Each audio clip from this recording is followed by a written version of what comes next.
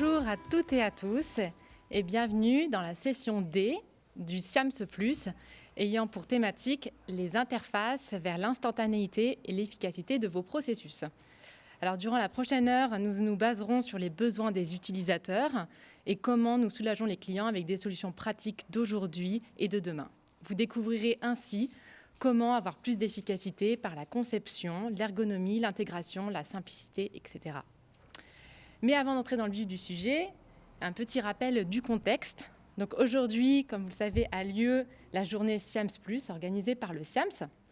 Donc le SIAMS, petit rappel, pour ceux qui ne le savent pas encore, c'est le salon de l'ensemble de la chaîne de production des microtechniques. Et il est heureux de vous recevoir aujourd'hui à cette journée de diffusion en ligne où une trentaine d'exposants se sont réunis virtuellement et ont travaillé à la mise en place de 5 sections pour vous en donner plus. Plus d'infos intéressantes, plus de solutions actuelles et pour le futur et plus de chances d'apprendre quelque chose vous permettant de gagner sur vos marchés.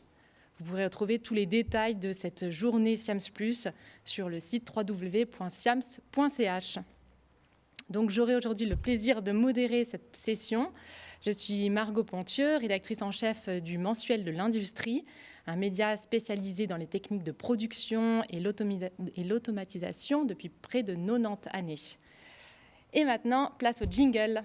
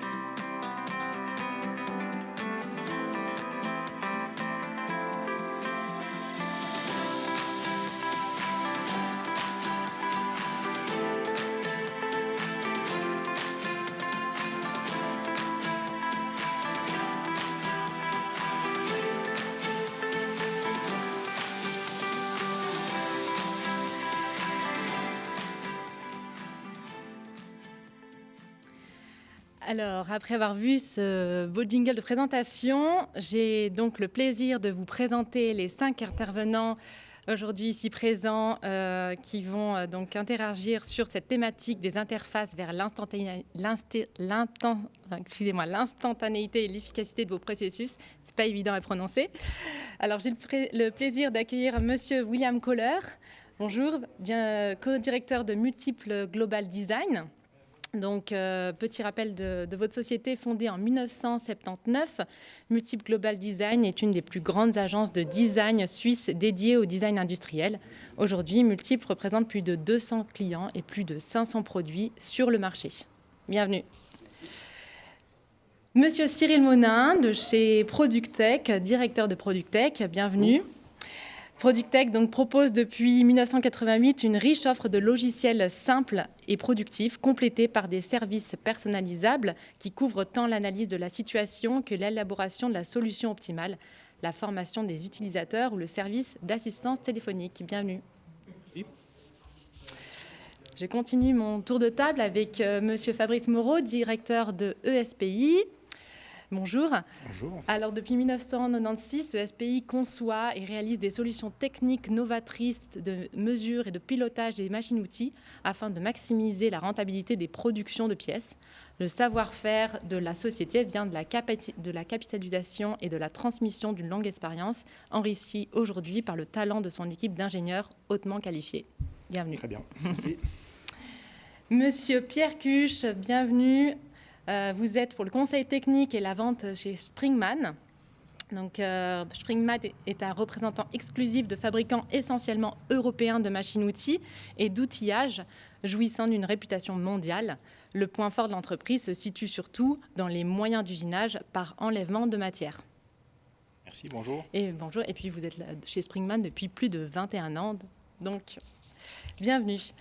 Et je termine ce tour de table avec Monsieur Yvon Causandier, directeur de Redatech. Bienvenue. Bonjour. Depuis 1990, donc, l'entreprise spécialisée dans la rédaction technique et la communication dans sa globalité veille à assurer la plus grande cohérence aux documents et met tout en œuvre pour accompagner ses clients au quotidien dans leur bonne gestion, et aussi bien en interne qu'en externe. Alors, nous allons commencer cette session donc, par des questions, puis une question commune, et puis nous poursuivrons avec un tour de table. Donc, les personnes qui nous regardent en ligne peuvent bien sûr interagir. N'hésitez pas à poser vos questions ou même à intervenir. Et puis, en fin de présentation de cette session, vous aurez la possibilité d'échanger directement avec chacun des intervenants, donc dans des rooms spécialisés. Par contre, coupez bien votre micro, s'il vous plaît, pour ne pas avoir d'interférence. Alors, nous allons commencer donc avec Multiple Global SA. Je vous laisse, Monsieur Kohler, nous présenter. Alors bonjour, je vais vous présenter la société Multiple qui est basée à La Chaux-de-Fonds en quelques slides. Voici quelques exemples de travaux réalisés: électroménager, machine-outils, machine à café, appareils de mesure. Un panel de nos clients dont certains nous font l'honneur de fidélité depuis plusieurs années. Le team Multiple, 25 personnes à votre disposition avec ses compétences diverses et complémentaires pour répondre au mieux à tous vos besoins. Notre cœur de métier, le design bien sûr, recherche formelle, brainstorming, prospectif, design thinking, l'ingénierie qui est une réponse en interne en échange entre les designers et nos ingénieurs, mais aussi en lien avec nos clients et avec les ingénieurs de nos clients. Le UI UX design, l'ergonomie, développement, réflexion, regard aussi sur l'éco-conception, développement, compréhension des interfaces utilisateurs. Et nos magiciens de rendu 3D qui vont réaliser nos images de synthèse pour vos projets. Et compléter avec le prototypage, réalisation de volumes d'évaluation jusqu'au prototype de haute qualité. Pour compléter nos ressources, nous avons évidemment autour de nous un certain nombre de sous-traitants, que ce soit des écoles, que ce soit des universités, qui nous permettent de répondre au mieux à notre clientèle et aux besoins en fonction des situations. Une des choses qui, pour nous, est évidemment fondamentale, qui est au cœur de nos réflexions, c'est l'utilisateur. Bien sûr, il y a des attentes de marché, il y a des contraintes techniques, il y a des aspects esthétiques. Et toutes ces synergies permettent de réaliser des produits. Mais le plus important, au final, pour nous, c'est vraiment de bien comprendre les attentes des utilisateurs pour pouvoir être au service de cela. Dans la relation avec nos clients, une des choses qui nous tient aussi à cœur, c'est de bien comprendre ce que nous appelons la hiérarchie des attendus. C'est-à-dire de bien percevoir quelle est l'attente de notre client. Est-ce qu'il a besoin d'esthétique? Est-ce qu'il a besoin de qualité perçue? Est-ce que c'est des problèmes de coût? Et à partir de là, on peut commencer à travailler ensemble. Un des points forts, selon nous, de notre société, c'est cette synergie entre designers et ingénieurs. C'est pour nous la garantie et le respect de l'intention jusqu'au produit industriel. Et c'est ce bon échange qui permet de vraiment aller jusqu'au bout du produit et de bien comprendre aussi vos intentions et vos besoins en tant que client. Notre manière de travailler se situe en fait sur deux axes.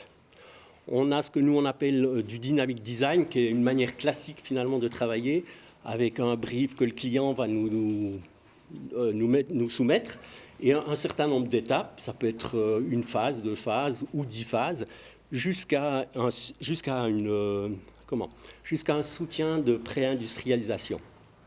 Et puis, ce que nous on appelle le design prospectif, c'est-à-dire que quelque part, il y a besoin de regarder peut-être avant de concevoir un objet et de se poser la question, mais qu'est-ce que je veux de mon produit, comment va être mon produit dans 3 ou 4 ou 5 ans.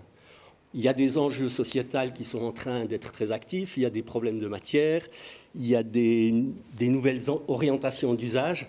Donc ça nous paraît intéressant quand même de se poser cette question-là avec les clients avant de commencer un produit. Voilà, c'est un rapide, évidemment, survol de nos prestations, mais je vous remercie pour votre écoute. Merci, Monsieur Koller. J'ai une petite question pour vous. Donc aujourd'hui, vous nous parlez de design. Expliquez-nous rapidement pourquoi est-ce que c'est important de designer un objet, un outil de travail, une machine. Alors en fait, c'est une importance parce que historiquement, l'homme, au sens large, bien sûr, il a toujours eu cette sensibilité esthétique autour de l'objet utilisé. Et après, la question pour nous, elle n'est pas simplement de mettre de la forme et de la couleur, mais c'est de poser à notre client, plutôt de lui inverser la question, de lui dire, mais pourquoi vous voulez designer votre produit? C'est quoi votre intention derrière tout ça? C'est quoi votre réalité? Et là, ensemble, on peut commencer à avoir une démarche créative. Voilà. Merci pour votre réponse. Alors, je donne la parole à Monsieur Monin de Productech, qui va nous présenter le projet commun que Productech, ESPI et Springman, les 3 sociétés conjointement, sur lequel les 3 sociétés ont travaillé. À vous. Merci beaucoup, Madame Pontieux, mais pour bien déroger à tout ce qui est établi, effectivement, et comme on a travaillé ensemble entre les 3 sociétés, en effet, ce n'est pas moi qui vais commencer la présentation. Alors, comme le constatent les professionnels de la production, choisir la machine-outil la plus performante n'est pas la seule solution pour améliorer la productivité d'une cellule d'usinage. En effet, chaque jour, il faut usiner des pièces de plus en plus complexes dans des lots de plus en plus petits. Une diversité grandissante et des temps d'industrialisation attendus toujours plus rapides, voilà la réalité à laquelle les gens font face aujourd'hui. Oui, donc si on s'intéresse aux fonctions usinées, contrôlées et réglées, on se rend compte qu'il y a un environnement ou des environnements de ces 3 métiers qui sont très différents et sans réelle relation. On prend l'exemple de l'usinage. Voilà, vous avez un environnement avec la FAO qui permet de programmer tout type de machine-outil.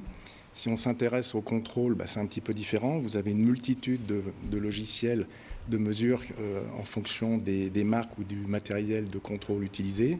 Et si on s'intéresse à la fonction réglage, on se rend compte qu'aujourd'hui, il n'y a pas réellement de programmation pour cette partie réglage et que ça reste principalement de l'expérience et de la sensibilité du régleur pour piloter sa machine-outil. Donc cette situation et voilà, cette organisation engendre des pertes de temps qui sont évidemment favorisées par un manque de liaison entre tous ces métiers qui sont organisés historiquement de cette façon. Donc, fort de ces réflexions, nous avons travaillé sur un projet que nous vous présentons aujourd'hui. Et donc, nos 3 sociétés offrent aujourd'hui la possibilité de simplifier et de minimiser les temps de mise en train. Donc, finalement, de faire plus de copeaux à temps d'ouverture constant, ce qui, je crois, est un objectif partagé par tous. Productech, ESPI et Springman, on est tous un peu pionniers dans nos domaines et on a réuni nos savoir-faire pour faire le trait d'union entre la FAO GIPSCAM, les mesures de contrôle et le réglage de la machine-outil. Afin que vous rendiez un petit peu mieux compte de ce que ça signifie, vous allez maintenant voir une petite vidéo et vous comprendrez mieux les objectifs que nous avons recherchés et les résultats obtenus.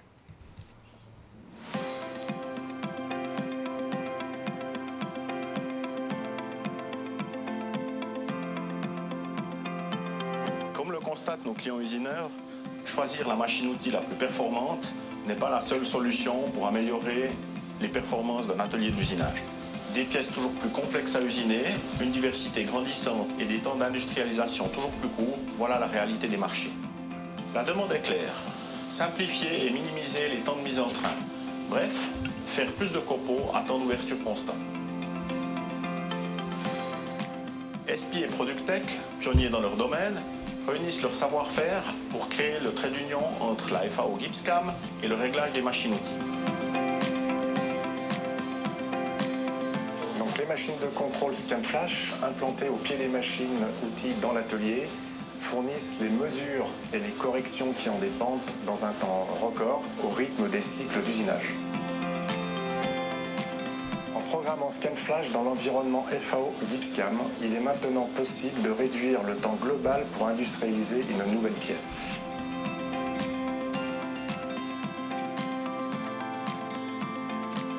Passer d'un nouveau plan du bureau technique à la fabrication des pièces en un minimum de temps suppose une mise en œuvre fluide à toutes les étapes de fabrication, depuis la programmation des machines-outils jusqu'à leur réglage en production. Avec la FAO GIPSCAM au cœur du processus de fabrication, le programmeur des machines-outils, dans l'environnement de programmation qu'il connaît, peut définir les éléments à contrôler pour régler de façon optimale ces machines. Nous mettons ainsi à sa disposition tous les outils nécessaires pour garantir la capacité du processus d'usinage.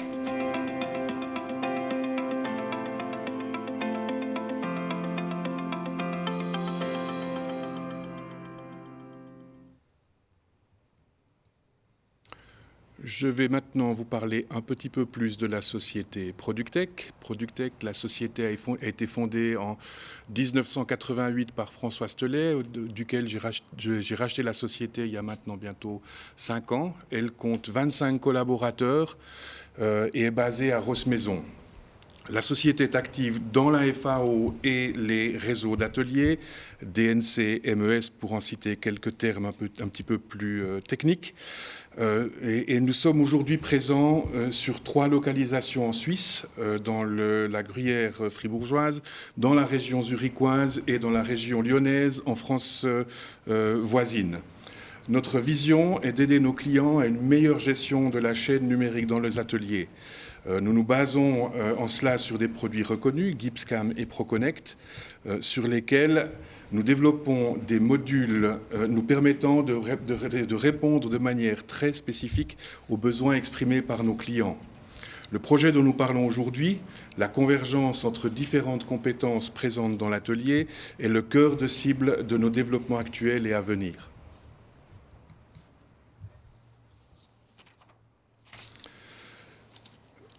Pour revenir sur ce point de la convergence, qui est un thème qui est vraiment très important pour nous aujourd'hui, nous sommes convaincus que c'est la clé du futur de nos ateliers. Ce que nous voulons faire, c'est véritablement mettre à la disposition de nos clients des outils permettant de programmer dans un seul, unique et même environnement des processus différents sur des machines différentes, utiliser des terminologies différentes, des terminologies identiques, dans le but d'augmenter l'efficacité dans l'atelier.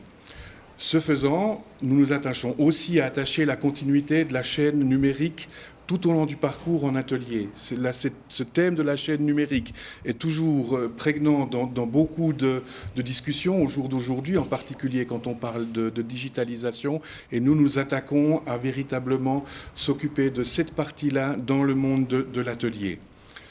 Nous gérons non seulement les données, mais aussi leur utilisation en assurant les versionnages et la traçabilité. Aujourd'hui, donc, l'objectif, c'est clairement d'offrir des outils pour standardiser les processus, les terminologies, de manière à augmenter la productivité dans les ateliers. Merci, Monsieur Monin. Une petite question pour vous. Productech propose aujourd'hui une gamme complète de services pour optimiser la chaîne numérique dans les ateliers. Alors, comment peut-on en assurer sa continuité ? Alors, déjà, il faut s'entendre sur le terme de chaîne numérique. Et là, ce qui est vraiment à la base de la chaîne numérique, c'est la donnée, l'information. Et là, un des credos sur lesquels nous travaillons beaucoup, c'est l'unicité de la donnée. Et donc, une donnée ne doit être gérée qu'à un seul endroit, là où elle est créée. Ensuite, son utilisation doit être automatisée de manière à éviter les erreurs de transmission, des pertes de temps et aussi une certaine frustration des gens à tout le temps répéter et réintroduire les mêmes valeurs. Je parlais aussi dans la présentation de terminologie, c'est important et on se rend compte au jour d'aujourd'hui que tous les acteurs présents dans un atelier ne parlent pas forcément, n'utilisent pas forcément les mêmes termes pour désigner des choses bien précises. Et nous sommes convaincus qu'en leur offrant de travailler dans un environnement unique et commun, cela va aider à faciliter et à augmenter l'efficacité de cette communication. Et le dernier point qui a plus trait cette fois-ci à la technique, c'est qu'il faut se rendre compte que dans un atelier, on a affaire à beaucoup et une foultitude de différents environnements technologiques, informatiques, et notre but, c'est de s'assurer que tous peuvent communiquer de manière efficace et automatique entre eux. Très bien, merci Monsieur Monin. Alors on continue dans la thématique de l'efficacité du processus d'usinage et donc de cette convergence des métiers. Alors nous avons vu la programmation FAO avec Monsieur Monin, et puis maintenant nous allons parler de contrôle avec la société ESPI. Eh bien, donc ESPI, peut-être quelques mots sur l'entreprise. Donc une société familiale basée dans la région lyonnaise, donc d'origine française, créée en 1996, donc 25 ans d'expérience. On va dire que notre mission, si on peut parler de mission, c'est vraiment d'apporter des solutions de contrôle directement dans l'atelier et principalement au service du process d'usinage et du réglage. Donc voilà quelques chiffres. On est une société avec une implantation en Suisse depuis 2014 et une filiale en Angleterre depuis 2017. Et nous sommes une entreprise de 17 collaborateurs, une équipe de 17 collaborateurs avec la gestion des métiers aussi bien mécanique, électrique, automatisme, motion, asservissement et évidemment toute la dimension informatique industrielle pour avoir des solutions qui restent dans le coup. Donc effectivement, l'efficience du process d'usinage, aujourd'hui, si on ramène ça à l'activité du contrôle, aujourd'hui, il faut que les contrôles soient réactifs. Donc quand on parle de contrôle réactif, c'est plusieurs sujets. C'est évidemment la machine qui doit être disponible. Donc sous-entendu, dès que la personne de production a besoin de ce matériel, il faut qu'il puisse s'appuyer dessus. En termes de rapidité, c'est également aussi au niveau de l'affichage, que l'affichage soit fourni le plus vite possible et encore une fois en relation avec ce que le régleur a besoin. Ce qu'on appelle un capacitaire élevé, encore une fois, si la machine se déplace lentement, ce n'est pas très cohérent par rapport au rythme de production, au rythme de la production. On se rend compte aussi qu'il y a quelque chose d'intéressant quand on a des moyens réactifs qui sont vraiment au service de l'atelier, c'est que le niveau de fiabilité devient assez important, puisqu'il fait part entière du processus d'usinage, donc autant dire que son taux de disponibilité et son taux de panne doit être évidemment le plus faible possible. Et puis en termes de flexibilité, un petit peu dans l'esprit de la machine-outil, si on doit changer de série ou changer de posage, autant faire en sorte que ça dure un minimum de temps. Et puis enfin, le contrôle, avoir du contrôle en temps masqué. Ce que ça veut dire, c'est que comme c'est une machine numérique, les opérateurs sont libérés de ces temps liés au contrôle. Donc pour imager et représenter un petit peu la vélocité de cette machine, je vais vous passer un petit film d'une vingtaine de secondes, donc qui est une application platine, donc je pense que c'est plus en rapport avec peut-être les gens qui nous regardent. Donc là, on mesure 107 caractéristiques, ça représente 340 points mesurés, le temps de cycle global est de 130 secondes, et c'est une machine qui a été capabilisée et validée sur des IT usinés à plus ou moins 2 microns. Le temps d'occupation opérateur, c'est 6 secondes pour la charger, chargement, déchargement manuel, et c'est un environnement, et cette machine travaille dans un environnement d'atelier. Donc voilà. Merci Monsieur Moreau pour cette présentation. Alors j'ai encore une petite question pour vous.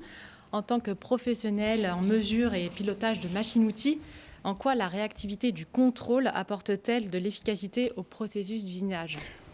C'est un petit peu ce qu'on vient de dire, c'est que le moyen de contrôle qui est la boussole pour les régleurs, s'il ne dispose pas d'un résultat de mesure immédiat et adapté à son besoin pour aller tout de suite agir sur son processus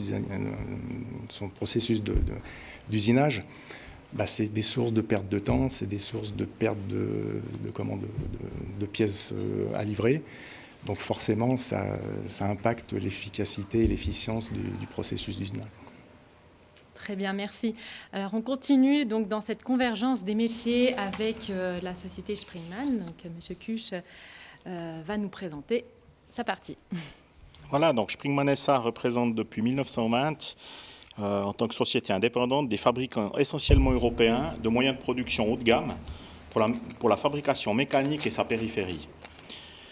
Pour son activité sur l'ensemble de la Suisse et de la principauté du Liechtenstein, la société s'appuie sur une équipe expérimentée pour la vente, mais également le service après-vente. Nous avons 2 sites, Neuchâtel et Niederburen, dans le canton de Saint-Gall, qui assurent à la clientèle une proximité géographique et également linguistique. D'autres détails sur notre site internet www.springman.com.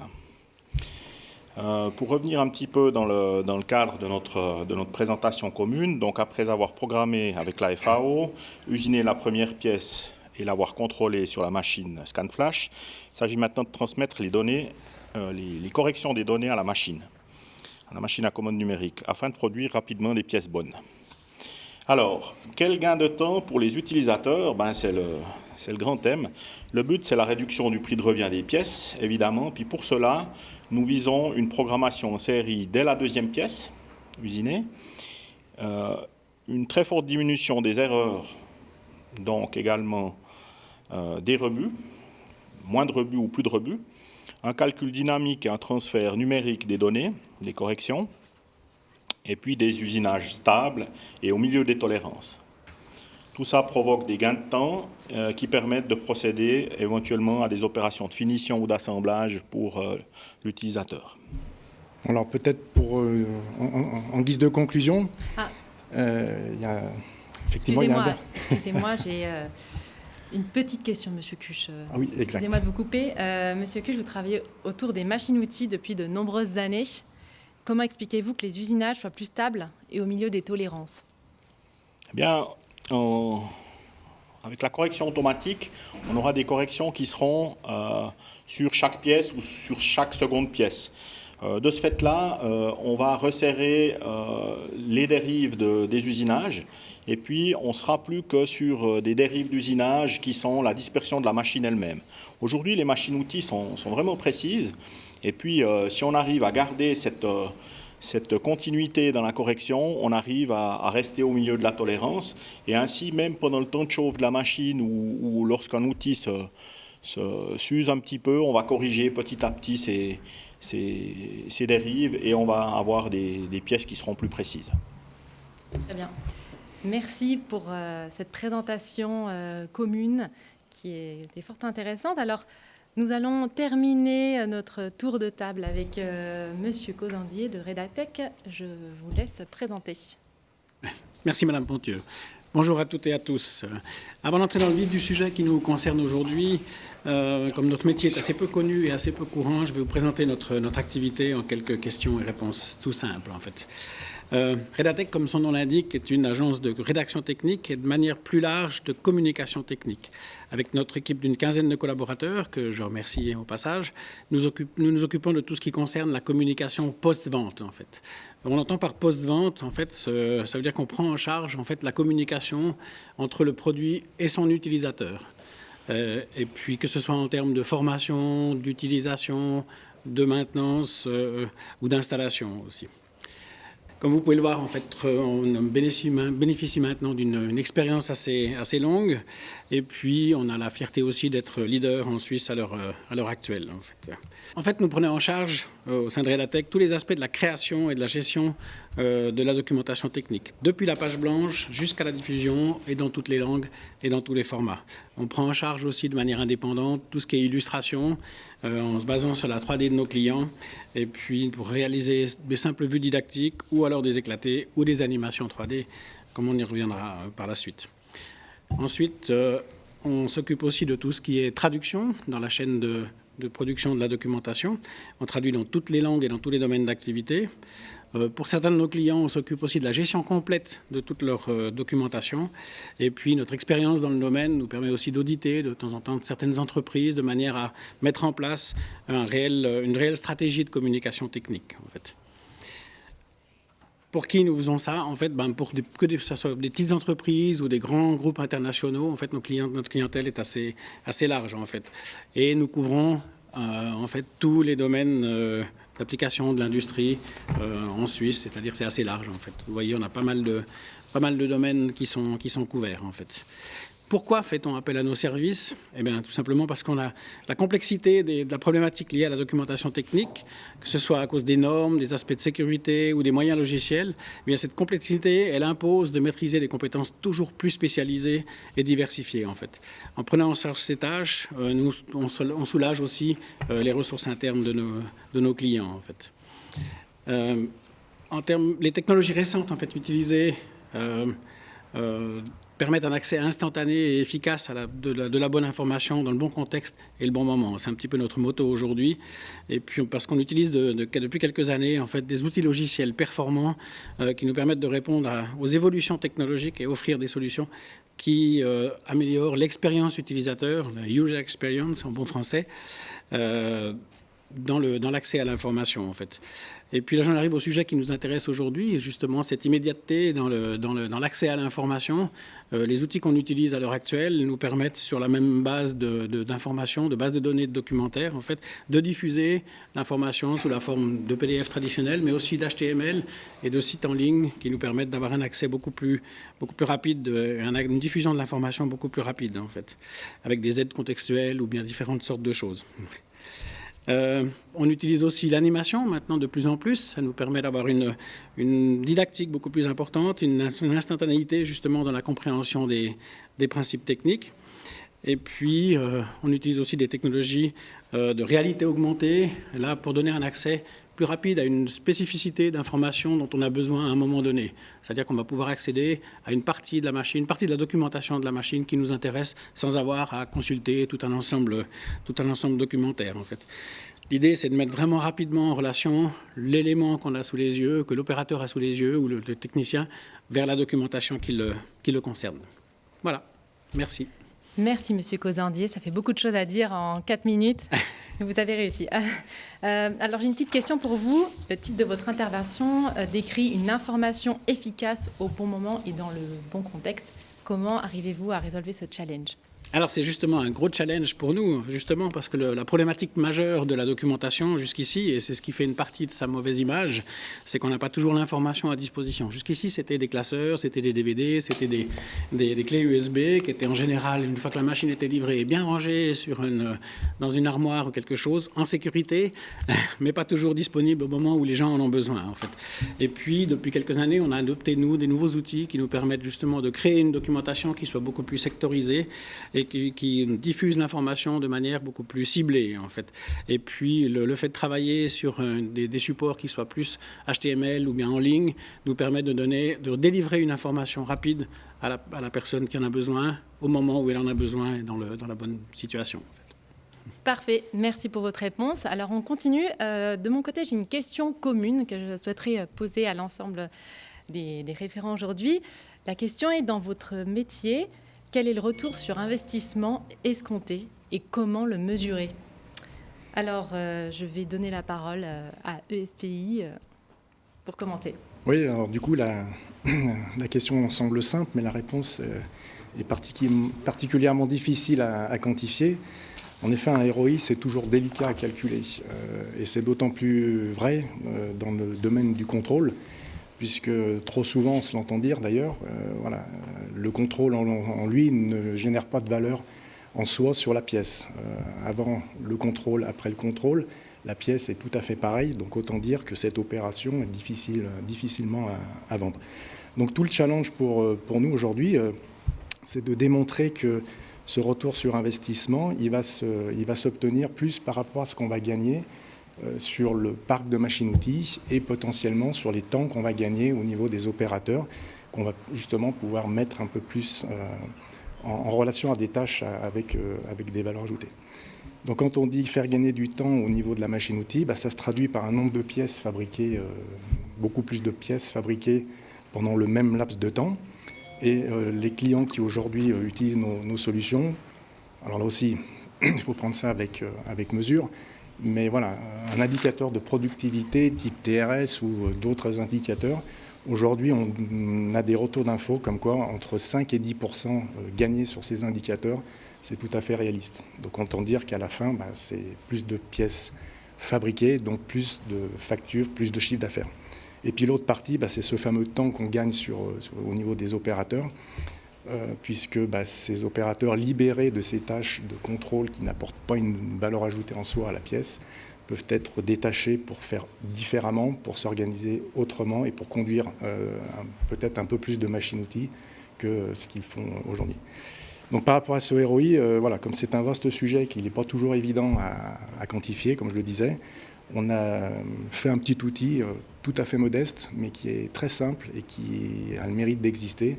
Et c'est bien volontiers que je peux me rendre disponible pour le faire tourner chez des clients intéressés. Très bien, merci. C'est efficace, effectivement. Ça répond à la problématique de notre session. C'est très bien. Monsieur Cuche, je pense que pour vous, c'est simple à mesurer, le retour sur investissement. Alors effectivement, je remercie Fabrice Moreau qui a déjà bien défriché le sujet, puisqu'il a répondu très, très globalement à cette question. Effectivement, améliorer la productivité, la réponse est une réponse différente dans chaque entreprise, voire même dans chaque atelier, parce que les conditions de base sont différentes. Ensuite, effectivement que le but est de diminuer ou de minimiser un maximum les temps d'arrêt machine. Ça, c'est la clé du succès, comme l'a dit Fabrice Moreau. Et puis, pour ça, on a des opérations de contrôle qui peuvent être faites en même temps que les opérations d'usinage. Et puis, ça permet d'avoir des gains de temps. La correction rapide des envoyés aux machines est également déterminante. Et puis, le but, c'est d'avoir moins de rebut et plus de pièces bonnes. Voilà. Très bien. Monsieur Monin, chez Productech, comment mesurez-vous ce retour sur investissement ? Mes collègues ont déjà beaucoup parlé des gains qui pouvaient être atteints en machine au niveau de la programmation. Ce sur quoi on travaille, c'est déjà, et indépendamment de ce qui a été discuté ici, c'est sur l'optimisation des stratégies d'usinage de manière à être le plus efficace possible. Mais néanmoins, ce type de projet a comme valeur d'apporter des environnements de programmation standardisés, ce qui signifie que, ça peut se ressentir au niveau des investissements, parce que comme vous l'avez vu dans la vidéo, on peut tant programmer un moyen de production qu'un moyen de contrôle dans le même environnement, et donc là ça fait des gains d'investissement, mais aussi des gains de formation, et cela permet aussi de mettre en place une certaine standardisation des processus utilisés. Dès le moment où on commence à travailler sur la standardisation des processus, évidemment, les utilisateurs, à tous les niveaux qu'ils soient, et en particulier au niveau de l'atelier, sont plus rapidement efficaces. Donc, en fait, on augmente la capacité des opérateurs à traiter plus d'opérations dans le même temps. Dans ce monde digital et virtuel, on a aussi développé les outils qui permettent de générer automatiquement les documents dont tous les acteurs de l'atelier ont besoin, et donc, et c'est très complémentaire à ce que disait M. Causandier, d'apporter la bonne information au bon moment à la bonne personne, et ça, c'est aussi quelque chose d'important. Et pour finir, une fois qu'on a standardisé, ça permet de voir une étape plus loin, et c'est toujours ça qui nous intéresse, c'est d'automatiser encore plus, de manière à pouvoir produire plus avec, si possible, les mêmes moyens de production. Parfait, merci. Alors, vous avez fait le lien avec Monsieur Causandier de Redatech. J'en profite donc pour vous poser la question. C'est vrai que la notion de retour sur investissement est-elle applicable pour les services que vous offrez ? C'est plutôt considéré comme une dépense, non ? Oui, c'est notre grand problème, effectivement. La documentation, les budgets documentaires sont souvent considérés à tort comme une simple dépense et même un mal nécessaire, en fait. Mais pour plusieurs raisons, il faut les considérer comme vraiment un investissement, en fait. Dans un premier temps, il y a un gain au niveau du traitement des opérations de maintenance et de gestion des pannes. En termes de SAV, ça peut être non négligeable. Vous pouvez transmettre, si vous pouvez transmettre directement la bonne information dans le cadre d'un dépannage ou d'un entretien de machines ou d'appareils ou d'équipements, au lieu de passer des heures au téléphone à expliquer, ou bien en conférence, ou bien ne serait-ce que de déplacer quelqu'un à l'autre bout du monde, là, les retours peuvent être vraiment intéressants. L'investissement dans la documentation a un retour très, très rapide dans cet élément-là, non seulement financièrement, mais en termes de relations clients aussi, bien sûr. Vous faites gagner du temps à tout le monde, en fait. Un autre point non négligeable, même s'il est moins sonnant et trébuchant, en fait, c'est le gain en image. Si vous, avec une documentation moderne et efficace, si vous transmettez à vos clients un message important, en fait, si vous montrez que vous l'accompagnez au-delà de la vente, c'est-à-dire dans la formation, dans l'utilisation de sa machine, dans la maintenance de sa machine.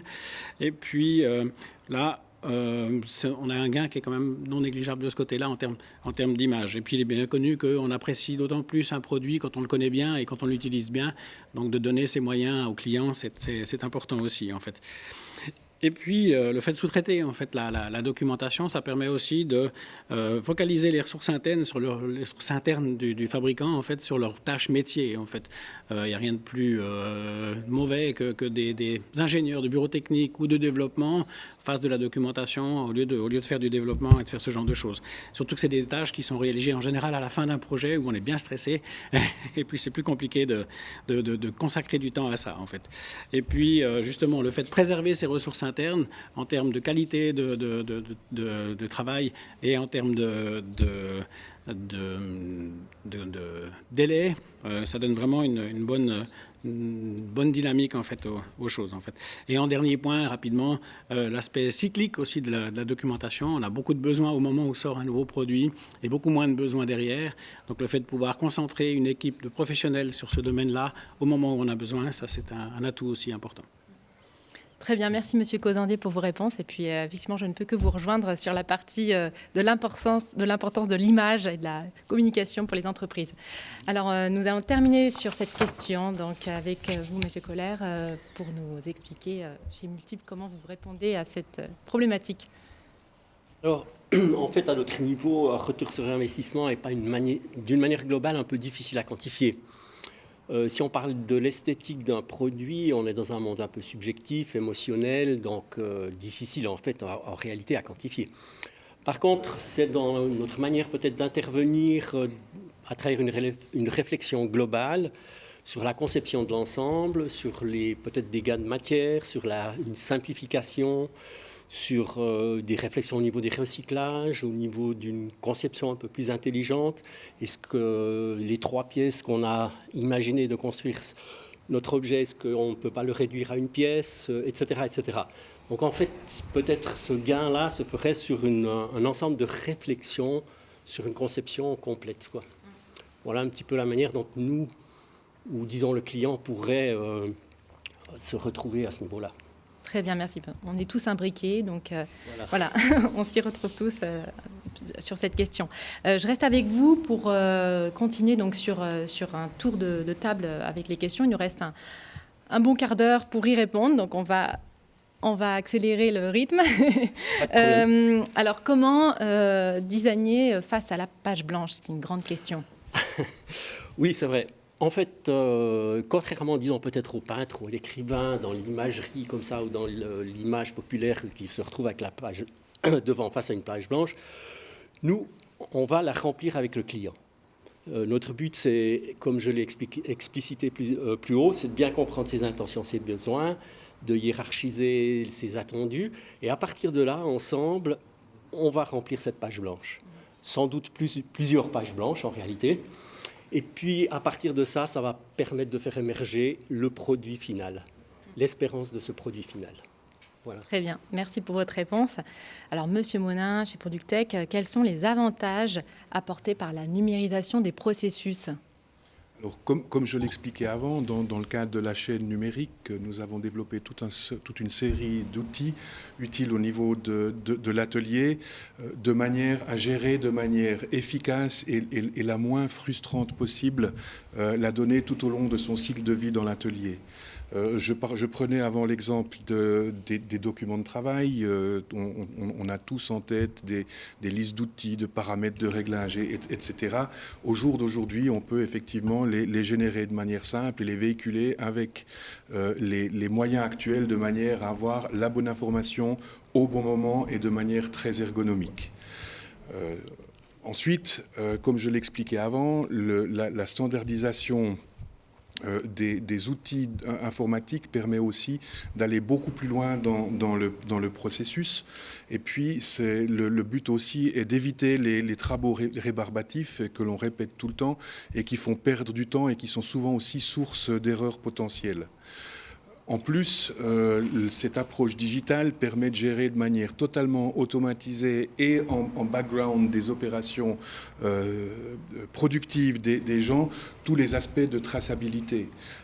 Aujourd'hui, on sait quand on met un lopin de matière dans une machine, on connaît son lot de fabrication et tout, mais quand l'opérateur appuie sur le bouton de la machine, est-ce qu'on est sûr qu'on a bien le bon programme, la bonne version du programme, qu'on va faire la bonne pièce? Et tous ces paramètres-là sont pris en compte, et c'est important déjà pour assurer une bonne utilisation de cette matière, assurer l'efficacité de l'atelier, mais aussi dans certains cas, comme dans le cas du MedTech par exemple, de participer à la certification des processus utilisés.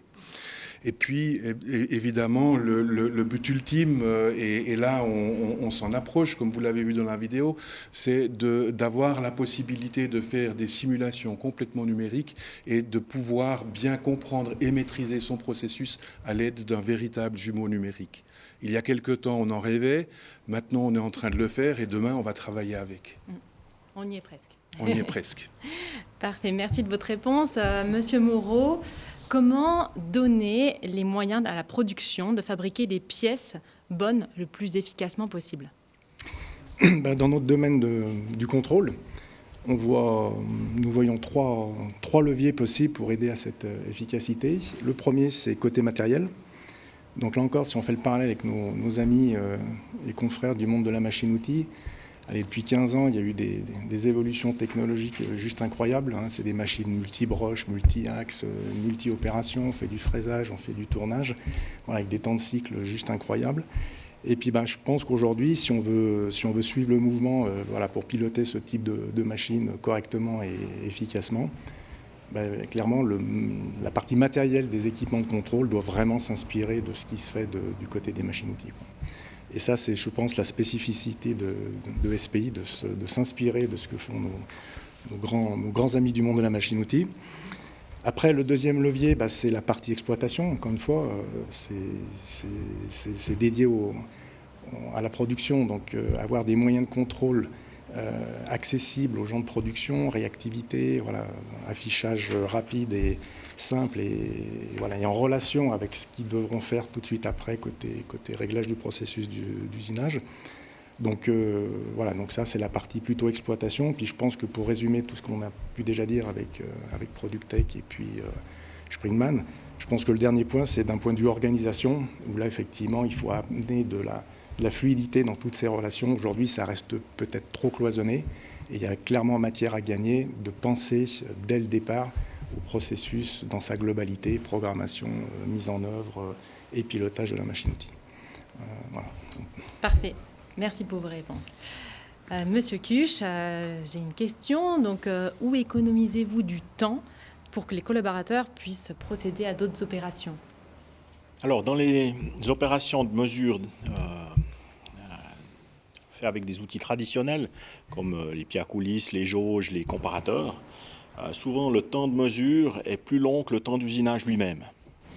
Donc forcément que l'opérateur va pouvoir déjà mesurer qu'une fois une pièce tous les N pièces, et puis ensuite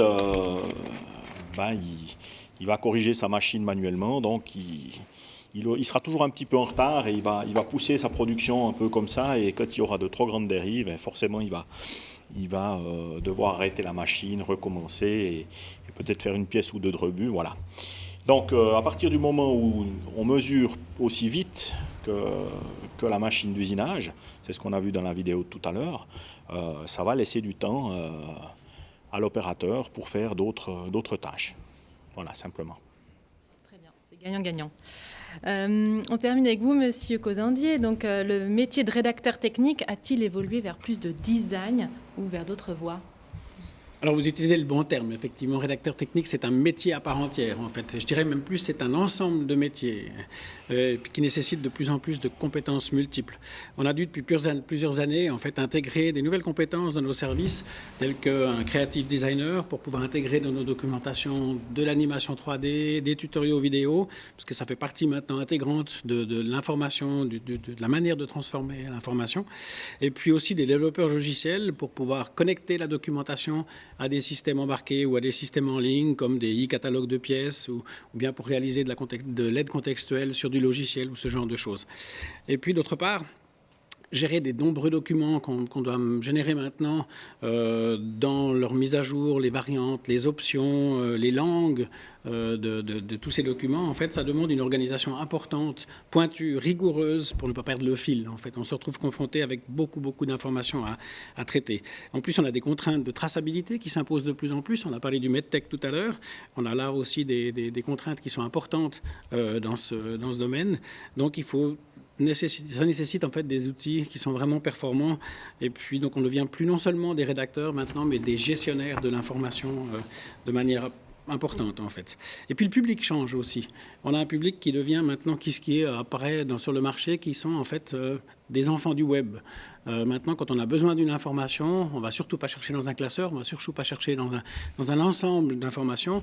On veut googliser, on veut faire un Wikipédia et puis avoir l'information instantanée, celle qui nous intéresse au moment précis, en fait. Donc, les solutions qu'on propose maintenant, elles englobent aussi ce genre de prestations où on doit mettre des outils à disposition dans des nouvelles technologies, justement, du web et de ce genre de choses, en fait. Et puis, on a constaté, justement, que certains de nos clients qui n'avaient pas tenu compte de ce genre de paramètres, en fait, avaient fini par perdre le fil, en fait, de ce genre de choses.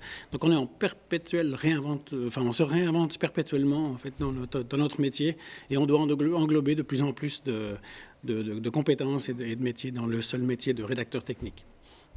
Merci pour votre réponse.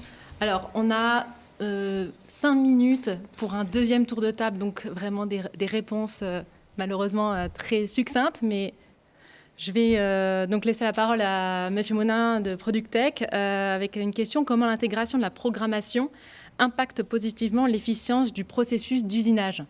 Ça va être relativement simple avec tous les arguments qui ont été déjà évoqués jusqu'à maintenant. Je crois que ça se résume en standardisation, en rationalisation et en automatisation de manière à minimiser les coûts et augmenter la productivité. Et puis, s'assurer que toutes les compétences de l'atelier puissent participer de la même manière à toutes les activités, donc pour plus de disponibilité. Alors là, non plus seulement des équipements et des moyens, mais aussi des collaborateurs et des compétences. Parfait. Merci pour votre réponse. Monsieur Moreau, j'ai encore une question. Comment donner les moyens à la production de fabriquer des pièces bonnes le plus efficacement possible ? Moi, je n'avais pas spécialement de questions supplémentaires, mais bon, alors, vous n'êtes pas obligé de répondre. En termes de conclusion, ce serait peut-être nos solutions, il faut les essayer, et quand on les essaye, en général, on les adopte. Vous avez déjà tout dit. Exactement. Alors, Monsieur Cuche, peut-être que vous pouvez répondre à une dernière question. Quel est le pourcentage de productivité supplémentaire qu'un client peut espérer obtenir en appliquant cette méthode de travail ? Alors, le pourcentage est dépendant du client, comme toujours, je l'ai déjà dit tout à l'heure, mais ce qui est important pour le client, c'est de minimiser les temps d'arrêt machine. C'est là qu'il va pouvoir augmenter sa productivité. Et si c'est que de 5 ou 10%, il y aura déjà un gros gain. Voilà. Tout à fait, c'est pas négligeable. Parfait. Alors, Monsieur Cozandier, vous avez encore le temps pour une dernière question. Donc, la documentation technique a souvent, voire toujours, eu mauvaise presse auprès des utilisateurs de produits ou d'équipements, malheureusement. Alors, avez-vous des pistes pour faire évoluer cette situation ? Ça, c'est notre grand challenge. Alors, si on n'a que quelques minutes, ça va être difficile de Allez, vous avez, de résumer. vous avez 2-3 minutes. C'est un sujet très, très complexe, en fait. Effectivement, on doit se battre depuis de nombreuses années sur la mauvaise presse et la mauvaise image que la documentation technique a dans le public en général. Je connais assez peu de monde qui a des manuels techniques comme livre de chevet. Donc, on est peu lu, effectivement. Et c'est notre challenge, en fait, avec les outils dont j'ai parlé avant. En fait, c'est notre challenge d'amener l'information là où elle est utile et non pas d'attendre que les utilisateurs viennent la chercher, parce qu'on sait qu'ils ne le font pas, en fait. On sait qu'on a un peu justement cette mauvaise presse. On n'a pas envie d'ouvrir une documentation. On pense qu'on va être confronté à des explications qui sont lourdes, qui sont complexes, et qui vont demander un effort difficile.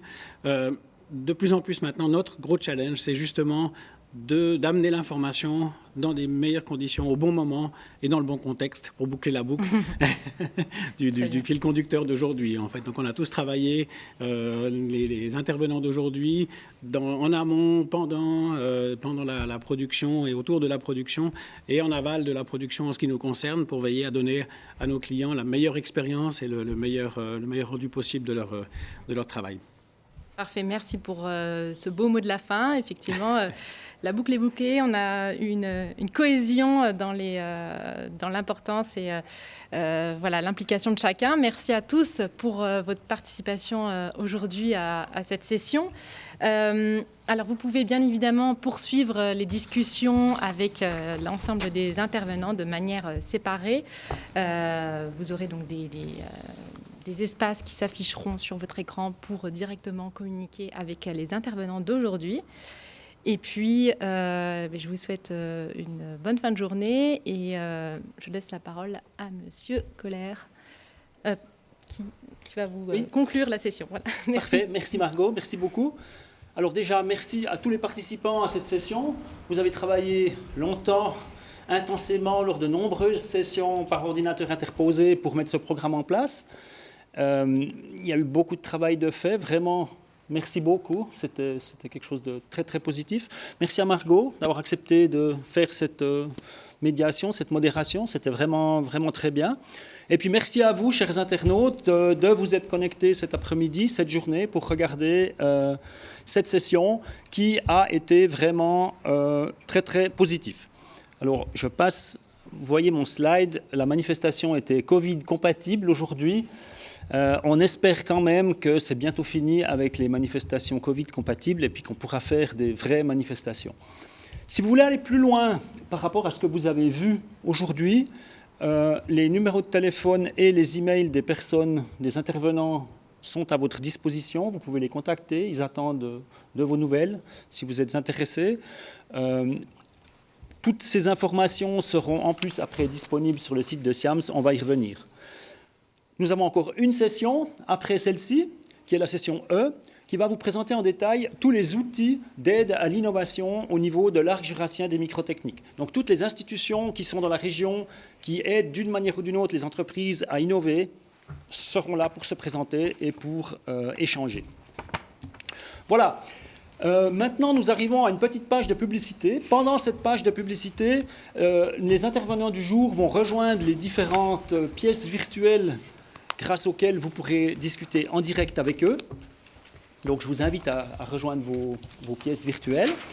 Et par rapport à la page de pub, j'ai 2 éléments à vous annoncer. Premier élément, le portail d'information de microtechnique. Donc, Yvon nous a dit qu'on ne dormait pas, enfin, sur la table de chevet, il n'y avait pas les informations techniques, la documentation, etc., etc. Si vous cherchez des informations sur la microtechnique, le portail d'info de SIAMS est disponible 24 heures sur 24, 7 jours sur 7, 365 jours par année. Et ce portail est alimenté en direct, quotidiennement, par plus de 200 entreprises. Donc vraiment, c'est une source d'information microtechnique extrêmement importante. Et deuxième élément publicitaire important, le SIAMS, le prochain SIAMS, on n'en peut plus d'attendre vivement qu'on ait un prochain SIAMS en vrai, qu'on puisse se rencontrer, qu'on puisse partager des choses sur place. Alors, réservez les dates, c'est du 5 au 8 avril 2022 au Forum de l'Arc à Moutier. Nous avons déjà 450 exposants déjà confirmés, donc on peut dire que le salon est déjà plein. Donc vraiment, bloquez les dates dans vos agendas, ce sera une grande fête de la microtechnique qui aura lieu à Moutier. Voilà, je vous souhaite une belle fin de journée et encore merci beaucoup et à bientôt. Merci.